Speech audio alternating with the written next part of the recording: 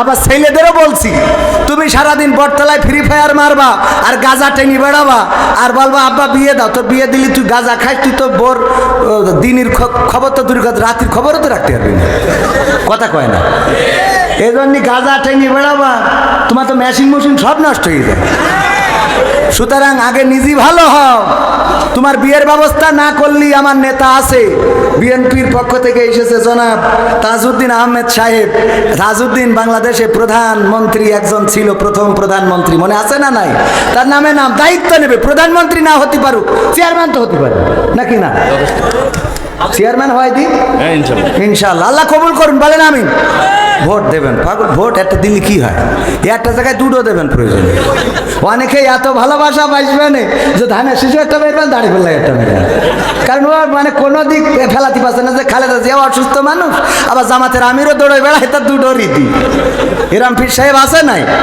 এ আবার কি বলছে, হুজুর যে গজল গাওয়ার কারণে লাঠি দিয়ে তাড়িয়েছিল গণতন্ত্র, এই গজলটা গাইয়েন। হ্যাঁ, আমার তাড়াই ছিল এই গজলটা গাওয়ার জন্য। গাবো গাবো, শুনবেন। কত কথা বলতে মনে চাচ্ছে, কিন্তু সমস্যা অন্য জায়গায়। আমি আবার আর এক জায়গায় বায়না নেতেছি, ঝামেলা মানুষ শোনে না। আর বিএনপি ক্ষমতায় আসার পর তো ছাড়ছেই না। আরে ভাই এক বদ দুই স্বামী বানাই কি করবো? আল্লাহ আল্লাহ কবুল করুন, বলেন আমিন।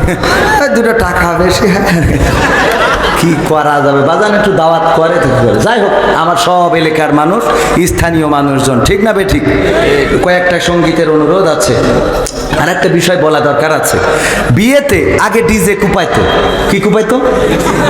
আমি এটার ব্যাপারে বললাম, যারা বিয়েতে ডিজে নিয়ে আসবে, ওরা লোকের বাড়ি যেদিন মারা যাবে ওই দিন আমার টাকা দিয়ে ডিজে ভাড়া করে বাজাবো। যে তোর বিয়েতে যদি ডিজে বাজে, তোর মুসলমানের দিন যদি, নুনু কাটার দিন যদি ডিজে বাজে, তা তোর মরার দিনও ডিজে বাজবে।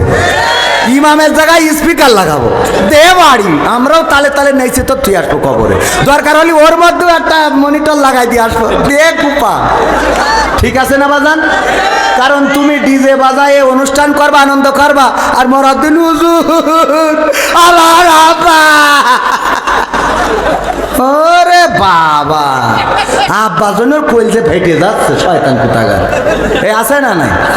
এই কথাটা নিয়ে প্রতিবাদ করতে করতে এখন আবার নতুন করে চালু হয়েছে, বন্ধুরা যে এরকম সিরকুট করে, এই সিরকুটি লিখতেছে যে সেফটি সাবধান, সেফটি ফ্রিস্ট নাকি ফার্স্ট, তারপরে লিখেছে হর্ন বাজাবেন না, তারপরে এইসব হাবি যাবি দেখে শুনে গাড়ি চালাবেন। এই সেই আজে বাজে কথা যেগুলো এখনকার, আমি বলি এই কথাগুলো তোর আব্বার কাছে নিয়ে যেয়ে দে। কথা কয় না? এই সত্যি বলছি না মিথ্যা বলছি? বিয়ের মজলিসে বউ পাশে বসা, স্বামীর কাছে দেয় গাড়ি দেখে শুনে চালাইয়েন, নতুন গাড়ি, এই সেই। এই তোর মা তো আগে গাড়ি হয়েছিল তোর আব্বার জন্য। কথা কয় না? যে যিনি বিয়ে তো হালাল, মিলন করা হালাল, তার অর্থ এই না যে আপনি কুত্তার মতো যেখানে সেখানে করবেন।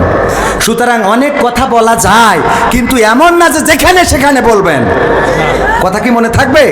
আপনি অশ্লীল কথাগুলো চিরকুটে লিখে লিখে স্বামীকে ওই একে দেয়, আবার মেয়েরা দাঁড়ায় থাকে, মেয়ে বান্ধবী দেয়, পুরুষ বান্ধবী পড়ে, আর মেয়ে খেলাইয়ে হাসে। এ যে কোন আল্লাহর ওলি, আল্লাহ সেই ভালো জানে। এই শয়তান যার ঘাড়ে পড়ে, ওর ঘাড়ে যে ওই যে পরিমণি যেমন প্রথম স্বামী মরে গেছে, সাবেক স্বামী বেঁচে আছে, অবসরপ্রাপ্ত স্বামী আর কদিন পর মারবে, ডিজিটাল স্বামী অপেক্ষায় আছে। মানে স্বামী যে কটা, পরিমাণও ঠিক করতে পারে না। ঠিক না বে ঠিক? এই জাতীয় বেয়াদব যারা দাঁড়িয়ে থাকে, এদের কোনো আদব নাই, এদের স্বামীরও ঠিক নাই। একটা না, দুইটা না, কয়টা নিজেরাও জানে না। কয়েকদিন আগে পত্রিকায় দেখলাম একজন দুই স্বামী ভালোভাবে মেনটেন্স করছিল, হঠাৎ করে গিয়ার ফেল করিস। আল্লাহ মাফ করুন, বলেন আমিন।